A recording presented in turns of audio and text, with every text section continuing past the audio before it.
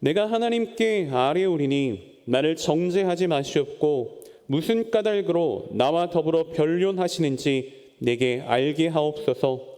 주께서 주의 손으로 지으신 것을 학대하시며 멸시하시고 악인에게 빛을 비추시기를 선히 여기시나이까? 주께서 육신의 눈이 있나이까? 주께서 사람처럼 보시나이까? 주의 날이 어찌 사람의 날과 같으며 주의 해가 어찌 인생의 해와 같기로 나의 허물을 찾으시며 나의 죄를 들추어 내시나이까? 주께서는 내가 악하지 않은 줄을 아시나이다. 주의 손에서 나를 벗어나게 할 자도 없나이다.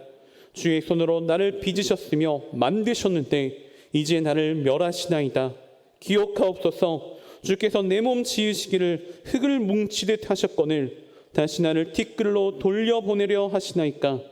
주께서 나를 젖과 같이 쏟으셨음에 엉킨 젖처럼 엉기게 하지 아니하셨나이까?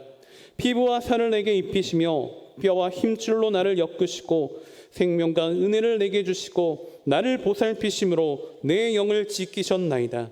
그러한데 주께서 이것들을 마음에 품으셨나이다. 이 뜻이 주께 있는 줄을 내가 아나이다. 아멘. 네, 저는 오늘 본문의 말씀을 근거로 고난에 대한 욥의 항변과 호소, 고난에 대한 욥의 항변과 호소라는 제목으로 함께 귀한 은혜의 시간을 나누기 원합니다. 네, 여러분, 우리가 신앙생활을 하다 보면 뭔가 잘못한 것이 없는데도 억울한 일이 생길 때가 있습니다. 하나님을 잘 섬기고 있었고 특별히 뭔가 큰 죄를 지은 것 같지도 않은데 엄청난 고난이 따라올 때가 생긴다라는 것입니다. 자, 보통 우리는 하나님을 잘 섬기며 말씀대로 살면 복을 받고 평안하게 살 것이라 생각을 합니다. 그런데 때로는 그렇지 않은 예외의 환경이나 상황들이 발생할 수도 있게 된다는 것입니다. 네, 여러분, 오늘 함께 합독한 본문의 첫머리 2절 가운데 핵심 키워드는 무슨 까닭으로라고 하는 표현입니다. 무슨 까닭으로. 자, 욥은 사실 자신이 왜 이와 같은 고난을 당해야 하는지 너무나도 의아하고 궁금했습니다. 사실 이와 같은 궁금증은 많은 사람들이 갖고 있는 의문이기도 합니다.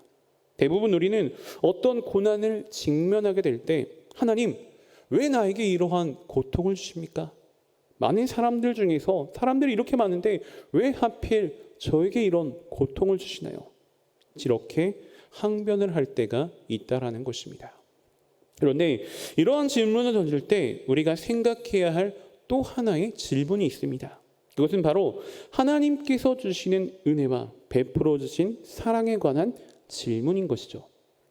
즉, 하나님께서 주시는 고난에 대해서는 왜, 무슨 까닭이냐고 물을 수 있다면 하나님께서 우리에게 베푸시는 은혜와 사랑에 관해서도 왜, 무슨 까닭이냐고 물을 수가 있어야 한다는 것입니다.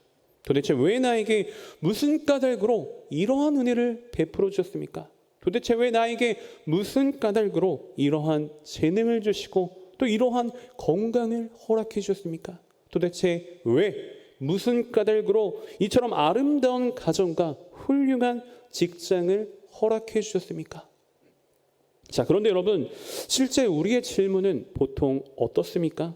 우리가 받은 하나님의 은혜와 사랑에 관해서는 그 이유를 따지거나 묻지도 않으면서 주시지 않은 부분이나 허락하신 고통 가운데에만 우리가 집중할 때가 참으로 많다는 것입니다. 여러분, 하나님께서 우리에게 왜 건강을 주셨습니까? 또 왜 우리에게 물질을 허락해 주셨을까요? 단지 나만 잘 먹고 잘 살라고 주셨습니까? 아닙니다. 그것을 주신 이유는 우리 주변의 이웃들을 도우면서 하나님께 기쁨을 드리고 하나님의 영광을 돌리기 위해 우리에게 허락해 주셨다는 것을 우리가 분명히 알아야 됩니다. 요셉을 왜 그와 같이 높은 자리에 오르셨습니까? 그를 통하여서 많은 이방 백성들이 구원을 얻게 하려고, 많은 사람들이 흉년 가운데 환난 가운데 구원을 얻게 하려고, 그를 통하여 하나님의 선을 베풀려고 그렇게 그와 같은 높은 위치에 올려주셨다는 것을 우리가 성경을 통해 분명히 인식할 수 있어야 하는 것입니다. 여러분 계속해서 오늘 본문 욥기 10장 3절의 말씀을 보면 주께서 주의 손으로 지으신 것을 학대하시며 멸시하시고 악인에게 빛을 비추시기를 선히 여기시나이까라고 하는 그런 욥의 고백을 볼 수 있습니다. 자, 3절에서 욥은 하나님께서 창조하신 피조물을 왜 학대하시냐고, 왜 멸시하시냐고 강력하게 항변하며 호소하는 모습을 보여주고 있습니다. 그런데 여러분, 우리도 하나님께 대해서 이와 같은 질문을 가질 수가 있습니다. 특히 욥과 같이 특수한 상황에 놓여 고통 가운데 계신 분이라면 더욱더 이와 같이 느낄 수가 있다는 것입니다. 자신은 정말 하나님만을 위해서 최선을 다해 열심히 살아왔는데 거기에 대한 보상을 주는 대신 보통 사람들도 당하지 않는 말할 수 없는 고난을 당할 때 이와 같은 생각에 잠길 수가 있게 된다는 것이죠. 그런데 여러분, 문제는 이러한 순간에 나오는 우리의 반응이라는 것입니다. 물론 성도도 인간이기 때문에, 연약한 불완전한 부족한 인간이기 때문에 이러한 고난 가운데, 이러한 고통 가운데 빠지게 되면 부정적인 말을 할 수도 있고 부정적인 행동을 할 수도 있게 됩니다. 실제 어떤 이들은 고난에 빠지게 되었을 때 교회를 떠나버리는 그러한 상황을 연출하는 그런 경우도 있습니다.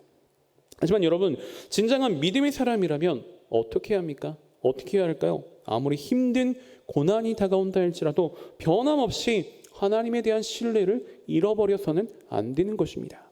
사실 이것이 말처럼 쉬운 일은 아니죠. 본문 속의 욥 또한 하나님을 경외하는 당대의 의인이었지만 이렇게 말했을 정도인데 어찌 우리에게 쉬운 일이겠습니까? 하지만 그렇게 쉬운 일이 아니기 때문에, 쉬운 일이 아니기에 더욱더 우리는 이러한 믿음을 지켜낼 수 있어야 하는 것입니다. 여러분, 사실 고난의 때 우리의 입술과 우리 행동을 지키는 것은 너무나도 어려운 일입니다. 하지만 한편으로 생각해보면 우리의 믿음을 하나님께 증명해 보일 수 있는 더없이 좋은 기회가 될 수도 있는 것입니다. 어떻게 보면 하나님께서 우리의 믿음을 보시고 확인하고 싶으셔서 만들어주신 기회라고 할 수도 있습니다.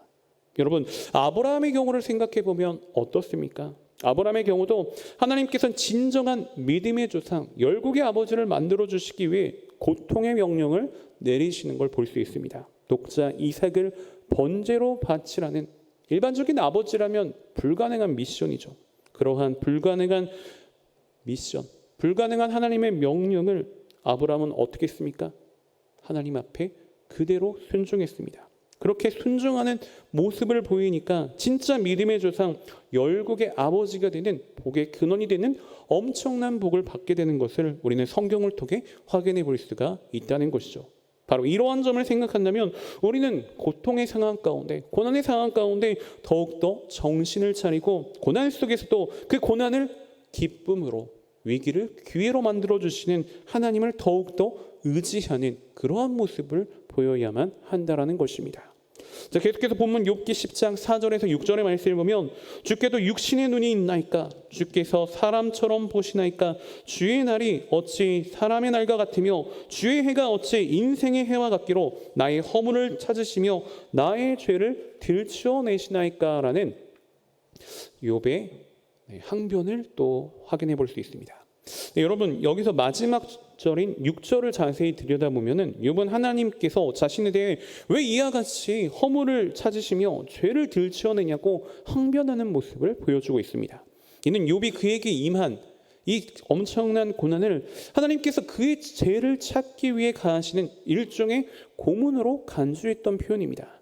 물론 이러한 욥의 생각은 잘못된 생각이었습니다. 왜냐하면 당시 욥에게 찾아온 고난은 욥의 죄와 허물을 찾기 위한 그러한 성격의 것이 아니었기 때문이죠. 그러나 우리가 여기서 분명히 알아야 할 사실 하나는 하나님께서는 분명 우리의 허물을 찾고 죄를 들추어내신다는 사실입니다. 물론 하나님께서 우리의 허물과 죄를 들추어내는 것은 우리를 미워해서 그러시는 것은 결코 아닙니다. 도리어 우리를 사랑하시기 때문에, 우리를 사랑하시기에 심판에서 구원을 얻도록 징계를 통해 고치시려는 것이죠. 우리는 흔히 하나님의 징계로 고난을 당하게 되면 왜 불신자들은 내버려 두고 내 죄만 가지고 이렇게 징계를 내리시냐고 원망을 하거나 불평을 할 수도 있습니다. 하지만 이것이 불신자와 성도의 차이점인 것입니다. 성도에게 하나님께 더 매를 맞을 수 있는 것이죠. 여러분, 하나님께서는 멸망의 자녀로 정해진 그러한 자들에게 대해서는 뭔가 잘못을 해도 그냥 묵인해 버리십니다. 왜냐하면 그가 어떻게 되든 어찌 되든 하나님의 관심 밖에 있기 때문에 그렇습니다. 그러한 이유로 세상에서는 성도들이 악인에 비해 더 많은 고난을 당할 때도 있다는 사실이죠. 여러분, 간혹 어떤 분들은 고난으로 인하여서 신앙적인 회의에 빠질 때도 있습니다. 마치 부모에게 징계를 당한 자녀가 부모가 자기를 정말로 미워하는 줄 알고 가출을 해버리는 것과 같이 하나님의 곁을 떠나는 잘못된 판단을 내리는 그러한 분들도 계시다라는 것입니다.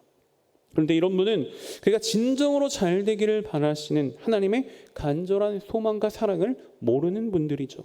진정한 하나님의 자녀라면 언젠가 자기가 한 잘못을 깨닫고 하나님의 품으로 다시 돌아오겠지만 그가 하나님의 곁을 떠나 있는 동안에는 하나님의 가슴을 아프게 하는 잘못된 짓을 한다는 것을 잊어서는 안 되는 것입니다. 그러므로 우리는 불신자보다 더 많은 고난을 당한다고 해서 하나님을 원망하거나 하나님의 사랑을 의심해서는 안 되는 것입니다. 오히려 그러한 징계를 통하여서 그러한 고난을 통하여서 자신이 분명한 하나님의 자녀라는 사실을 확신할 수 있어야 한다는 것입니다. 또 하나님의 징계로 고난을 당할 때에는 혹시 모르는 자신의 모습, 자신의 죄악된 모습을 돌이켜보고 즉시 회개할 수 있어야 하는 것입니다. 왜냐하면 사랑의 하나님께서는 회개하는 당신의 자녀를 기뻐하시고 징계를 내리시기 이전보다 더욱더 큰 은혜와 사랑을 베풀어 주실 것이기 때문입니다. 계속해서 보면 욥기 10장 7절의 말씀을 보면 주께서는 내가 악하지 않은 줄을 아시나이다. 주의 손에서 나를 벗어나게 할 자도 없나이다라는 고백을 확인해 볼 수 있습니다. 자, 7절에서 눈여겨보아야 할 부분은 주의 손에서 나를 벗어나게 할 자도 없나이다라는 이 표현입니다. 자, 이것은 자기를 치신 분이 하나님이시라는 사실을 전제로 해서 자기를 구원할 분도 하나님 외에는 없다는 욥의 고백인 것이죠. 자, 물론 욥을 직접적으로 친 이는 하나님이 아닙니다. 하나님이 아니라 사탄이었습니다. 하지만 하나님의 허락하심 속에서 사탄이 욥을 친 것을 생각해 보면 전혀 틀린 말이라고 할 수는 없습니다. 어쨌든 여기서 정확한 사실 한 가지는 자신의 구원자는 하나님 한 분 외에는 계시지 않는다는 고백입니다. 여러분, 욥의 이러한 고백은 우리 성도들이 마음 깊이 새겨야 하는 중요한 대목이죠. 물론 우리가 여기서 어려움을 닥치게 될 때 여기저기 사람을 찾아가 사람을 통해서 문제를 해결할 수도 있습니다. 이런 것이 절대 잘못된 것이라고 말할 수는 없죠. 도리어 자기가 할 수 있는 일을 하지 않는 것이 잘못됐다라고 말할 수가 있습니다. 자, 여러분, 우리 하나님께서는 자기가 해야 하는 일, 자기가 해야 할 일, 또 할 수 있는 일을 아무것도 하지 않고 방관한 채 하나님의 도우심만을 바라는 사람들을 믿음이 좋은 자라고 인정하지는 않으십니다. 그래서 지혜로운 성도라면, 슬기로운 성도라면 자기가 할 수 있는 일과 내가 해야 할 일은 최선을 다해서 할 수 있어야 합니다. 가령 어떤 학생이 공부를 하나도 하지 않고 기도만 열심히 한다고 해서 좋은 성적을 기대할 수는 없죠. 또 어떤 성도님이 어떠한 병에 걸리게 됐는데 병원에는 가지 않고 그냥 기도만 하는 것도 병을 더 키우는 부작용이 발생될 수가 있습니다. 그래서 좋은 성적을 얻으려면 기도하면서 열심히 공부를 해야 하는 것이고, 병을 고치려면 병원에 가서 치료도 받아야 되고 적당한 운동도 꾸준히 할 수 있어야 하는 것입니다. 그러나 그렇게 우리가 수고하고 노력을 하면서도 반드시 우리가 기억해야 하는 것은 무엇입니까? 궁극적인 모든 문제의 열쇠는 오직 하나님께만 있다는 사실입니다. 하나님께서 개입하시고 하나님께서 도와주셔야만 모든 문제가 해결될 수가 있다는 것입니다. 사랑하는 여러분, 우리가 믿음이라고 하는 전제를 가지고 아무런 노력과 수고도 하지 않은 채 무책임하게 행동을 하는 것, 이러한 행동은 여러 가지 측면에서 부작용이 나타날 수가 있습니다. 그래서 우리는 내가 할 수 있는 부분은 최선을 다해서 노력할 수 있어야 하는 것입니다. 그러나 가장 중요한 것은 앞서도 말씀드렸듯이 내가 하는 노력과 내가 하는 수고 속에서도 철저히 하나님께 도우심을 간구해야 한다는 사실입니다. 이것이 믿음의 기본이고 신앙의 핵심이라고 할 수 있습니다. 계속해서 본문 욥기 10장 8절부터 9절의 말씀을 보면 주의 손으로 나를 빚으셨으며 만드셨는데 이제 나를 멸하시나이다. 기억하옵소서. 주께서 내 몸 지으시기를 흙을 뭉치듯 하셨거늘 다시 나를 티끌로 돌려보내려 하시나이까. 여러분 8절과 9절의 말씀을 보면 하나님께서 인간을 지으실 때 마치 토기장애와 같이 흙으로 인간의 몸을 빚으신 것을 표현해주고 있습니다. 사실 창세기에서 하나님의 창조 사역을 보면은 우리 인간이 얼마나 하나님의 관심 가운데 지을 받았는지를 파악할 수가 있습니다. 하나님께서는 6일 동안 천지 만물을 지으시면서 인간을 제외한 모든 창조물들은 어떻게 지으셨죠? 오직 말씀으로만 지으셨습니다. 그런데 인간의 창조 과정은 이와는 조금 다릅니다. 어떻게 다릅니까? 하나님께서 인간을 지으실 땐 당신의 형상을 따라 흙으로 우리 인간의 형상을 만드시고 그 코에 생기를 불어넣으심으로 생명, 곧 생명이 있는 존재가 될 수 있도록 은혜를 베풀어 주셨습니다. 그래서 우리 인간은 하나님의 특별한 애정의 대상이라고 말할 수가 있는 것입니다. 그렇게 하나님의 특별한 관심과 애정 가운데 인간이 창조되었기 때문에 하나님께서는 인간이 하나님의 말씀을 어기는 범죄를 행한 후에도 인간을 완전히 버리지 못하셨으며 나중에는 우리 인간을 구원하시기 위해서 독생자 예수 그리스도까지 우리에게 아끼지 않고 보내주셨다는 사실을 우리는 성경을 통해 확인해 볼 수 있는 것입니다. 그래서 우리는 하나님의 특별한 애정으로 지음받은 창조물로서 자부심을 가질 수 있어야 합니다. 그러나 우리가 분명히 알아야 할 사실은 무엇입니까? 인간이 하나님의 창조물이라는 사실로 자부심은 가질 수 있어도 절대 교만에 빠져서는 안 된다라는 것입니다. 왜냐하면 우리 인간은 무엇으로 지어진 존재이기 때문에 그렇죠? 흙으로 지어진 존재이기 때문에 그렇습니다. 여러분, 우리가 아무리 하나님의 특별한 존귀한 창조물이지만 그 본질에 있어서는 지극히 비천한 존재라는 것을 잊지 않으시기 바랍니다. 아무것도 내세울 것이 없는 것이 바로 우리 인간이라는 사실입니다. 아무런 가치도 없는 흙이 하나님의 손으로 말미암아 존귀한 존재로 변하게 된 것이죠. 그래서 우리는 인간의 본질의 비천함을 기억하고 어디서나 어느 곳에 있든지 겸손한 마음을 가질 수 있어야 하는 것입니다. 본질이 흙에 불과한 그러한 존재인 것을 우리는 항상 기억하고 언제나 겸손한 자세로 겸손한 모습으로 삶을 살아야 한다는 것입니다. 계속해서 보면 욥기 10장 11절에서 13절의 말씀을 보면 피부와 살을 내게 입히시며 뼈와 힘줄로 나를 엮으시고 생명과 은혜를 내게 주시고 나를 보살피심으로 내 영을 지키셨나이다. 그러한데 주께서 이것들을 마음에 품으셨나이다. 이 뜻이 주께 있는 줄을 내가 아나이다.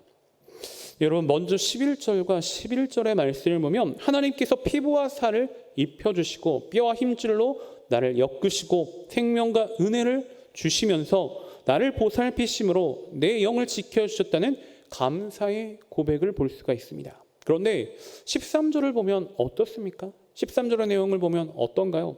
그러한데 주께서 이것들을 마음에 품으셨나이다. 이 뜻이 주께 있는 줄을 내가 아나이다라고 하는 욥의 고백을 확인해 볼 수 있습니다. 자, 이게 무슨 말일까요? 이게 무슨 말입니까? 자, 사실 이 말은 앞선 11절과 12절의 고백의 흐름을 반전시키는 다소 엉뚱한 항변이자 욥의 호소라고 표현할 수가 있습니다. 자, 그럼 여러분, 욥의 이 항변 속에 담겨진 정확한 의미는 무엇일까요? 이 말 속에 담겨진 의미는 하나님께서는 이미 자신을 짓기 전에, 자신을 만들기 전에 자신의 창조에 관한 모든 프로그램을 가지고 계셨고 고난에 관한 프로그램도 이미 가지고 계셨다라는 것입니다. 또 그러한 사실을 욥이 알고 있다는 것입니다. 여러분, 우리는 이러한 욥의 항변을 통해서 귀중한 사실 한 가지를 깨달을 수 있어야 합니다. 그것은 무엇이냐? 하나님께서는 당신의 백성에 대하여, 당신의 백성에 대하여 항상 좋은 봄날만을 허락하시지는 않으셨다라는 것입니다. 하나님께서는 당신의 백성, 당신의 자녀를 향해 때로는 연단을 위한 갑작스러운 태풍도 준비하고 계시다라는 것입니다. 여러분, 욥의 항변과 같이 갑자기 찾아온 고난에 직면한 자가 어디 욥 한 사람뿐이겠습니까? 자, 여러분, 요셉을 보면 어떻습니까? 요셉을 보면 어떤가요? 아버지 야곱의 사랑을 한 몸에 받았던 요셉도 갑작스럽게 형들의 손에 팔려서 애굽의 종으로 떠나야만 했고, 또한 보디발의 아내 유혹을 뿌리치는 그러한 행동으로 인해 갑자기 감옥에 가야 하는 불쌍한 신세가 되어버리고 말았습니다. 모세 또한 여러분 어떻습니까? 당시 절대 강대국 외굽의 왕자 신분으로 아무도 부러울 것 없이 멋진 삶을 누리고 있었지만 이스라엘 동포를 돕기 위해 했던 한 행동이 이상하게 꼬여버리죠. 이상하게 꼬여버려서 그도 갑작스럽게 미디안 광야로 피신을 떠나야만 했습니다. 여러분, 이와 같이 하나님께서 주시는 연난이라고 하는 성격은 갑자기 다가올 수가 있다는 것입니다. 아무런 예고도 없이 갑자기 우리를 혹독하게 연단하실 수가 있다는 사실입니다. 그래서 여러분, 우리에게 이러한 연단이 찾아올 때, 이러한 연단이 다가올 때 너무 당황하거나 이상하게 여겨서는 안 됩니다. 신앙생활을 하면서 올 것이 왔다, 올 수 있는 것이 온 것으로 우리가 그렇게 생각하고 담담하게 맞설 수 있어야 한다는 것입니다. 베드로전서 4장 12절과 13절의 말씀을 보면, 사랑하는 자들아, 너희를 연단하려고 오는 불시험을 이상한 일 당하는 것이 이상히 여기지 말고 오히려 너희가 그리스도의 고난에 참여하는 것으로 즐거워하라. 이는 그의 영광을 나타내실 때 너희로 즐거워하고 기뻐하게 하려 함이라. 아멘. 사랑하는 여러분, 우리는 욥과 같이 어떠한 고난이나 어려움에 잠기게 되면 하나님을 향해 항변을 하거나 강하게 호소를 할 수가 있습니다. 하나님, 왜 나에게 이런 어려움을 주십니까? 왜 이와 같이 어려운 고통을 주시나요? 하나님을 잘 믿고 열심히 하나님을 위해서 최선의 신앙생활을 했는데 왜 이런 고통과 어려움을 주시나요?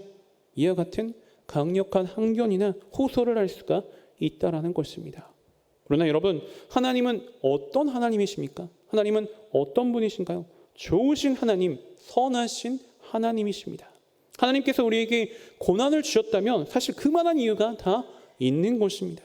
우리가 인지하지 못하는 어떠한 죄에 대한 징계의 차원일 수도 있고, 오늘 본문 속에 나오는 욥 또는 요셉이나 모세와 같이 특별한 목적이 있는 경우도 있다라는 사실입니다.